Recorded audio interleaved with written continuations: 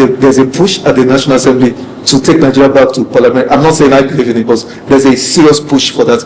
Always, it's the northern part that will say, no, we're comfortable with where we are, let's continue this. Why? This dilemma, this is a paradox. I disagree with you. First of all, this, restructuring is not necessarily form of government. There are two different things. Okay.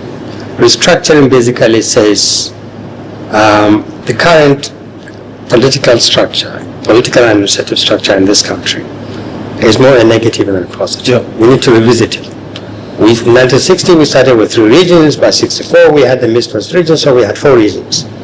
66, 67, we had 12 states. Yeah. 6 in the north, 6 for the first time. You had parity between north and south. Exactly. Under a northerner, Gabon created 12 states. Then we had 19, then we had 23, then we had 31. I think then we ended up with 36 states. That's restructuring. People want to look at, people are saying the structure of Nigeria is not working. Either there are too many states or there are still people who are not represented. You need to give some restructure Nigeria on ethnic lines.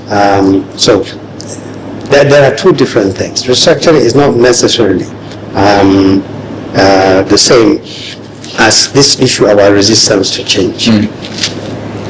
So in most instances, when you see an informed northern opinion that says stop this thing about restructuring, it's because it's quite clear that many elements in the southern part have adopted it as its agenda for settling scores against the north. They think the north is too big, too many of you, and you're not even giving other people, your minorities, a chance. So let's have an ethnic-based federation. We have roughly 360 ethnic groups in this country. You're going to give everybody a state, a region. Every region, including the southeast, has minorities. Even among the Igbo people, you have massive differences. So when you restructure, people say, okay, turn the 6 zones. Turn the 6 zones into regions, and everybody will be happy. In each of those zones, there are also different ethnic groups, different religious interest groups, different interests. Quite possibly the most homogeneous state in the north, quite possibly, is Jigawa State. If you go to Jigawa today, you are going to be shocked by the way in which people identify themselves between provinces. We are from this part of the state. We are from where our emirate is this and our emirates are that. Divisions themselves are not necessarily a problem unless you actually politicize them. So we still haven't got the foundations with the grasp of what we want. When you define through restructuring, and I've been involved in many arguments about this, they say, oh, you Northerners, you don't want to restructure. And we say, please tell me your own version of what you want restructuring to be. There are more than 100 versions of this restructuring. Which one do you want? How do you want to achieve it? Pardon me, but I would look at your version of that and I want to see where I fit in. Just because you have an idea of what you want doesn't mean I should go along with it. So it's a very complicated system. The solution to all this is not that we don't want to live with each other. It's not that we want everybody to have his own government. What we want is a Nigeria that works for everybody. There are minimum rights and privileges that should accrue to everybody. The poverty levels in the north are intolerable for northerners, but they're also a threat to the rest of Nigeria. So it's not just a northern problem. Nigerians not in the north should worry about the sources of all these bandits and kidnappers, because they are now knocking on everybody's doors. The situation in the southeast that has been allowed to atrophy, and people think, oh, it's just an Igbo problem. They want to lock themselves up on Mondays, not to go to school and market. Let them suffer. So long as they don't bring this wahala in. A nation, people who at least 50% of the people don't live in the southeast. They are the most Nigerianized people. They have a right to demand that something is done in this country because they pay for it. Their case is also peculiar. Yoruba people can't continue just to live in Yoruba. There's a country where they are. The most developed part of the Southwest was developed with federal resources. Lagos. Federal resources. Lagos is virtually everybody's land. Now you have a few people who are coming to say, no, Lagos is ours. We make the rules here. We want these things to be. Those are the kind of things we need. So we need minimum level, some parameters that should apply to everybody. Every Nigerian child must have equal access to education, to health facilities, and he or she must be given same opportunities and the rights to grow up to the limit of their abilities, irrespective of whether they are from Yobe, from Lagos, wherever. That's important. Every Nigerian is entitled to protection. The law works irrespective of who you are. There should be no corruption.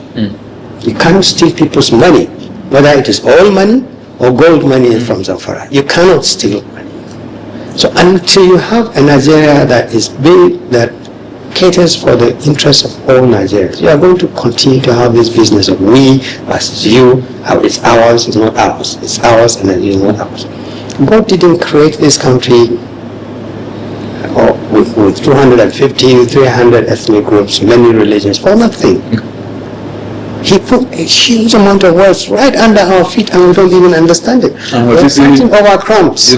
Bickering over... Yes, we're fighting over crumbs. If we had peace and security, and we can talk the way I'm talking to you now and say, listen, we can talk until we can fight until the cows come home, but we don't have to. What are we fighting over? And you say to me, we're fighting over because my group, me and my group, feel you're marginalizing me. And I ask you to break it down. It is quite possible I can understand you. Where you're coming from and say, well, yes, but I have the same problem that you have. In this particular area, you don't treat me as human. So, it's that conversation we hadn't had. We came close to having a discussion in 2014 under the Jonathan Conference. But that conference floundered because people turned it into a battle of the same problem that they are trying to. They turned it into a problem when in fact they should have used it to find solutions. And to date, people say go back to 2014. Have you seen the report? I've read part of it. But if you've read it, you would see a number of areas where today, if you bring it up, and there are a lot of people who say we won't touch it. And there are some fantastic recommendations in there. But we never had a chance to do this. Absolutely. Some argue because President Jonathan lost, because he didn't implement it when it was given to him. He said was waiting for his reelection. Of course. He should have implemented some of it. Exactly. They were very good ideas. Absolutely. I agree with you entirely. So, it will be remiss of me if I don't ask you. These problems that we're confronted with, we can't continue like this. It has become a cliche to say Nigeria is on the edge. We've been saying this for forever, and it seems we always have a way of pulling back from the edge. But for the first time, I don't know about you, but for the first time, I'm actually worried. Let me just say this. I think we need to prepare for the long haul. First, agree the democratic process must continue. Okay. The problem with democracy is that it doesn't deliver goods and dividends in the manner people think. Every 4 years, you quarrel over records, you quarrel over who should replace who, you should quarrel over whose position you should. It's a very slow and very challenging system, but we don't have an option. Nigerians tend to think, these politicians state capture, the politicians have captured the country, they've captured our resources. It is the same people, forget it, they will never fix Nigeria. What democracy does is that, difficult as it is to believe, it gives you choices. Maybe not tomorrow, but in the longer term. I think we need to reinforce the democratic process in such a manner that bad leaders don't rig their way back into power. That's a very serious issue. Just look at this. Why on earth would today the ruling party has 30 or 31 governors? This is the most shameful commentary on the quality and the integrity of our leaders. When they started all this poaching of governors, I think they had about 18 already. Just imagine, without shame, without regret, without anything. governors drop the mandate given to them by people and walk over, and then suddenly they are APC government. Senators, members of the House of Reps, all sorts of people. Just simply because politics has been equated with power has now become the only way in which some people find relevance in wealth. Basically, that is what it is. So, when you have a democratic system, but the key operators of democracy are not motivated by the desire to offer good governance, but to actually accumulate wealth. And they capture power. This is classic example of state power.